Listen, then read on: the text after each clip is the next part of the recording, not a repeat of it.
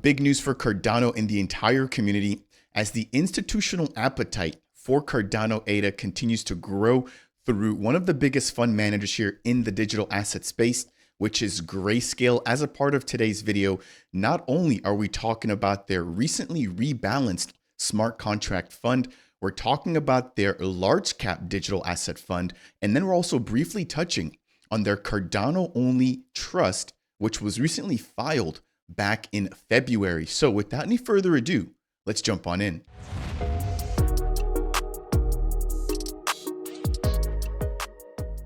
What's up, ADA gang? Welcome into Dapp Central, your home for everything blockchain and crypto. I'm your host Fareed. Today, we're breaking down the fact that one of the largest digital asset fund managers, Grayscale, has not only recently filed for a Cardano specific trust, but they continue to double down on their ADA holdings within one of their larger or largest portfolios to date. Now, in addition, we're going to be talking about the fact that they're filing for a particular rule to allow for them to list one of their largest funds on the publicly traded stock exchanges, which of course include the New York Stock Exchange, which is the biggest stock exchange right now. And so there's going to be a lot to break down. And if it's your first time stopping by, well, please make sure to smash that thumbs up on the way in if you appreciate content like this.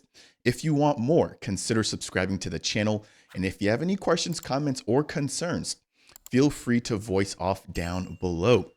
Now, if you want to extend your support for the channel even further, consider delegating your hard-earned ADA with either of the two Dapp Central stake pools, which both share the ticker DAPP. As always, thank you for the support. So we're going to jump right on in here. This is as of the 8th of January, where we're looking at the Smart Contract X Ethereum fund. And I want to just start off by saying that they have shifted this fund quite a bit. This did not used to include ETH. Now, what I'm going to be showing here in just a moment will include ETH, and that's because they've actually changed the sort of underlying basis of the fund. This used to only encompass assets that had smart contract capabilities, excluding ETH, but they've now renamed that particular fund to actually no longer exclude ETH. And as you'll see here, there is now a portion allocated towards ETH, which was taken from their Solana allocation. So this is again back on January 8th, where we can see that Solana had 56% of their portfolio share, Cardano at 19.86%, followed by Avalanche, Sui, Near, and Dot. So now, as of today, the 7th of April of 2025, we now have ETH getting roughly 30%, Solana getting roughly 30%. Now, this is where things get interesting. Cardano has been bumped up to 23%. And then we've seen AVAX take a minor cut. Sui got an addition, and then Dot stayed relatively the same. So again, they've cut down their majority holdings of Solana, split some of that into ETH, and then they've actually doubled down and added a little bit more for Cardano. And so I want to just quickly take the opportunity to highlight that if someone like Grayscale, which holds billions in terms of assets under management, continues to add more ADA to their portfolio holdings, well, it's clear that from an institutional perspective or standpoint, that they have confidence in Cardano and what Cardano brings to the table. If you aren't aware, institutions don't like to gamble. They like to try to pick things that they feel are certain. And of course, they're just like everybody else. They have no crystal ball, but we've seen them quickly readjusting their portfolios here. When we saw Sui take a huge run, they added more of that into their portfolio. And then when Cardano went from 30 cents to roughly $1.30, they started paying attention, and we're now starting to see, right, the fruits of that with their allocations continuing to grow over time. Now, could a big name like Grayscale be positioning themselves ahead of altcoin season? I definitely think so. In my eyes, this is essentially sort of like their short list for who they believe will be winners within the smart contract space. Now, what's interesting is that these are actually assets that we see within the top 10. So if I jump over to something like CoinMarketCap, give me just a moment here, we're going to see basically all of the same assets included within that fund. So Bitcoin, obviously not smart contract specific, but here we have ETH at number 2. We then have Solana at number 7. We have Cardano here. And then right below that, we have Avalanche, Sui. And then I think the other one was Near, which may be a little bit down the line right there, number 33. But again, the majority of them within the top 15. So if you're paying attention, which obviously Grayscale is, this could be a leading indicator for which altcoins we may see giving us the biggest gains here, because again, TradFi is involved with these particular assets. And so if I jump back over here again, this is really what we want to see. And as I get ready to wind things down here, what this also means is more institutional exposure, right, for Cardano, which then means less retail sell pressure, more holders, and hopefully greater price stability. So if you agree with that, let me know down below. If you don't, I'd love to hear why. But let's jump over here and take a comparison here. So again, Solana is at number 2, and then we have Avalanche at number 4 with 7%. So keep that in mind. Now, if we take a look at the Solana Trust, which is only made up of Solana, right? So this is GSOL, Grayscale Solana Trust. This currently has $56 million in terms of assets under management. Now compare that to Avalanche. Again, only Avalanche in this particular trust. This has roughly around $1.3 million in terms of assets under management.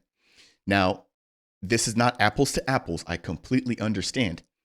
But given the allocation here of roughly 30% and Cardano's at 23%, and then this big drop off here for Avalanche, I would assume with the recently filed trust application for Cardano, where Grayscale wants to have their own vehicle just for Cardano, very similar to Solana and Avalanche, that we could see somewhere around that 30, maybe $40 million range, given the fact that they have taken $56 million solely for Solana. No pun intended there. And so that was just sort of the beginning there.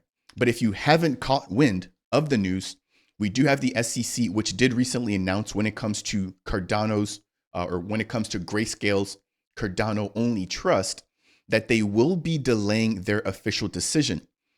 So this is pretty big. And it states here that the SEC has now set, in terms of a timeline, May 21st of 2025 as the deadline by which they will either approve or disapprove the proposed rule changes for these particular trust applications filed by Grayscale. Again, I broke this down in a separate video, so I'm not going to harp too much on that here, but definitely something to keep an eye out for, again, in terms of adoption for Cardano in that particular trust. Now, if I jump over here, let's switch gears here and talk about their Grayscale large cap fund. So this is basically Bitcoin only, or Bitcoin is the majority, where that takes up roughly 80%. There we go. We then have ETH at 9%, XRP at 5%, Solana again at 2%, and then Cardano at 1%. Now, what's interesting is that this particular fund is only available to accredited investors. Now, we've seen early last week that Grayscale has now filed to actually take this public in terms of accessibility, which will then mean that anybody who has access to a stock exchange, for example, like the NYSE, they'll be able to go ahead and actually purchase shares of the digital large cap fund. So as it currently stands, the large cap fund, which was created back in 2018, is not yet exchange traded. However, on April 1st of 2025, Grayscale submitted an S3 regulatory filing to the SEC, which required, or which will allow for it to convert the non-listed fund to an actual ETF. And so right now it currently has over $600 million worth of assets under management. But again, it's only available to accredited investors. And back on the 29th, they filed for something very similar, which would basically give them the permission to list this as an index fund. So from an accessibility standpoint, this would be massive, not just for retail users, but for Cardano, because again, it is listed as a part of that fund. Now, granted, it is a minor allocation, but if they continue to rebalance and they continue to see the value in Cardano, we could see ADA getting a bigger piece of the pie for the GDLC. Now, in closing, we have Catalin Tischhauser, who states that the next logical step is index ETFs for crypto exposure because indices or indexes are more efficient for investors, just like how people buy the S&P 500 in an ETF, that she believes the same thing will be for crypto. Now, looking here at the top 25 stock exchanges, obviously right now, Grayscale's dealing with the NYSE, but there's a lot of other exchanges out there which span over $106 trillion in total market cap. And this was back in 2023. So from an exchange perspective and just from an exposure perspective, this would be huge if Grayscale is able to get their GDLC fund listed on the NYSE. A lot of acronyms there. But that'll do it here for today's video. Again, briefly touching on the fact that Grayscale continues to show their appreciation for Cardano.